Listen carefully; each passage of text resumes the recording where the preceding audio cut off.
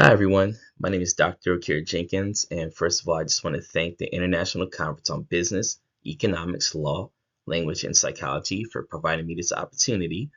Without further ado, I'm here to present my research on the lack of consumer adoption of conversational robots in the online marketplace for US-based customers. So, artificial intelligence powers tools like Siri, Alexa, and ChatGPT. Now, originating from the work from Alan Turing in 1950, AI now supports digital marketing through personalization, targeting, and content creation. So, a growing form of AI-enabled marketing exists in the form of chatbots, also known as conversational robots, which is a computer program designed for humans to interact with technology through conversational interfaces, including text, voice, and gestures. So, the role of chatbots in digital marketing is to ensure greater connectedness with consumers. The concept of a personal assistant in the online shopping experience seems convenient, but positive reactions to chatbots remain a challenge despite marketers' excitement for the potential higher profitability and efficient service. So, a study by Cappy and Marlino indicates that chatbots may contribute to customer satisfaction. However, findings show low customer satisfaction and consumer resistance to AI chatbots. The problem addressed by the study was the lack of consumer adoption of conversational robots in the online marketplace. Company efforts to invest in chatbots to maximize return on investment are fruitless without widespread support from consumers.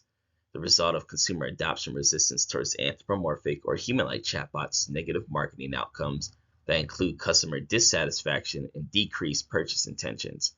Failing to address consumers' negative perceptions of chatbots will only exacerbate this issue and constrain profitable outcomes. The purpose of this qualitative case study was to explore the lack of consumer adoption of conversational robots in the online marketplace in a position of Facebook users in the United States.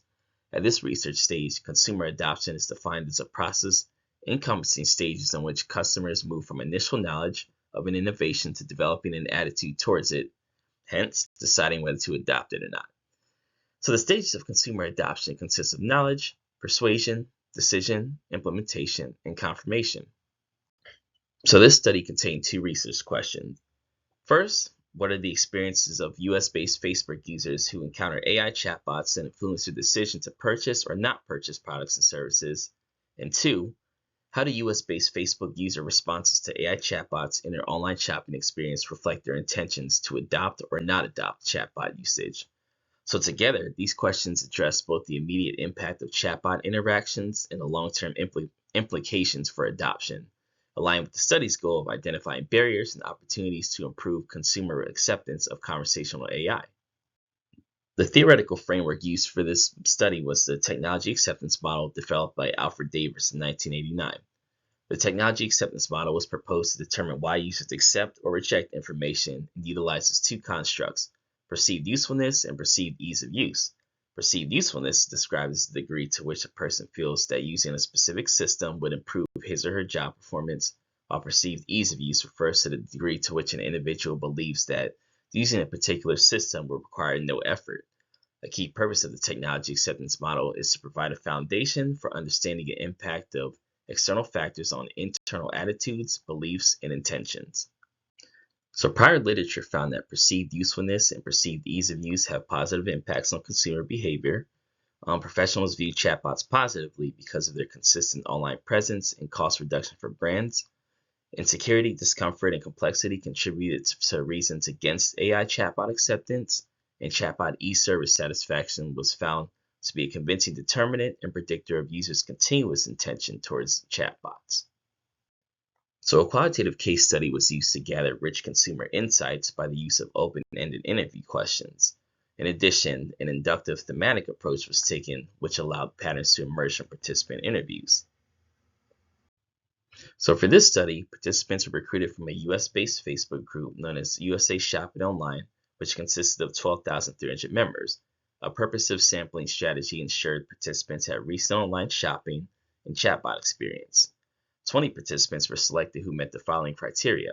They had to be at least 18 years of age, they need to have prior experience with a chatbot, and they need to have begun an online shopping experience in the past month prior to their interview. Open-ended phone interviews were recorded and transcribed via the Niveo 15 software. 5 open-ended interview questions were provided with a 3 interview pilot test to ensure question clarity. So here were the 5 open-ended interview questions. How have your intentions to shop online been affected by the appearance or use of a chatbot? What feelings arise upon the appearance of a chatbot prompt? How has a chatbot experience influenced your decision to purchase or not purchase a product or service? When you encountered a chatbot as an online shopper, in what ways did you find the chatbot useful or not useful? And what recommendations would you give to improve a chatbot experience? The study procedures for this research contain 9 steps. First, the recruitment of eligible respondents through the Facebook USA Online Shopping group, providing consent information with willing participants, conducting interviews via telephone because none of the participants chose the video chat option, transcribing the recorded interviews using the Niveo 15 online transcription service, verifying each transcription for errors and inaccuracies, sending each participant a copy of their transcription via email for final confirmation of accuracy, using the open coding technique for each interview line by line to develop categories, sorting those categories into themes, and then taking assorted information and exporting it into Excel to be turned into percentage pie charts for more of a visual representation. The open coding technique identified key themes across transcripts through line-by-line analysis of each interview. The results were validated through participant transcript reviews alongside the use of archival data. So there were key 3 limitations to this study. First, having a singular focus on one industry. Second, the small sample size of 20 individuals, which may have limited the potential of more data and themes. And third, just me being the single coder, because multiple coders can enhance the accuracy of a qualitative case study that involves gathering rich data via interviews. So following the interviews and the data analysis, here were our key findings. First, found that 50% of participants were indifferent to the presence or appearance of a chatbot.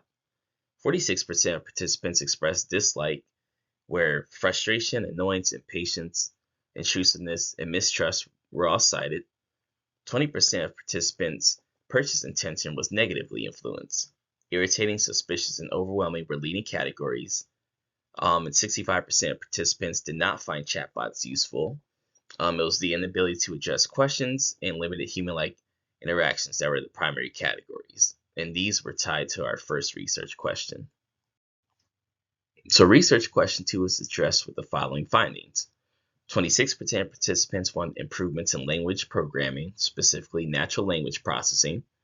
22% of participants want minimized screen interference. Funny enough, you had 4 themes that all shared 11% of participant responses, and those were that participants want increased human input, they want process improvements, they want the freedom to choose whether they want a chatbot to appear or not, and the last 11% had no recommendations. They either already adopted it or they refused to adopt it, regardless of improvements. And then you had 8% of participants who want greater transparency. So our findings provide us the following implications. So first, perceived usefulness doesn't drive adoption alone. Half of the participants were indifferent to chatbot presence, which suggests that interface design or usefulness alone doesn't significantly impact purchase behavior, but trust, personalization, and context matter more. Negative emotions drive avoidance. So nearly half expressed frustration and mistrust due to intrusive or poorly timed chatbot appearances. And this shows that bad timing or persistence erodes trust and deters engagement. And then chatbots can hinder purchases. So 1 in 5 participants said that chatbot interactions discourage them from completing purchases, describing them as annoying or overwhelming. So essentially, poor user experience directly reduces purchase intention. Lack of helpfulness undermines value. So you had 65% who found chatbots unhelpful, where they cited the lack of depth, generic responses, and failure to understand queries. So this reveals a gap in conversational AI that need to be addressed through better natural language processing and personalization. Also, some human-like features may boost engagement. So Some users responded positively to anthropomorphic traits, which help build emotional connections. And so, when implemented carefully, your human like elements may increase adoption and comfort. A few recommendations for practice were uncovered. So, for language programming improvement, AI developers should continue to refine personalization and anthropomorphism with an increased understanding of open-ended text from consumers. And then for minimizing screen interference, retail companies and web developers should start chatbots in a minimized format, use subtle visual prompts, offer more value than greetings, so that can include like sales or discounts taking place at the time, allow users to opt out of chatbot interactions, and activate chatbots when prompted by cart abandonment or extended page idleness.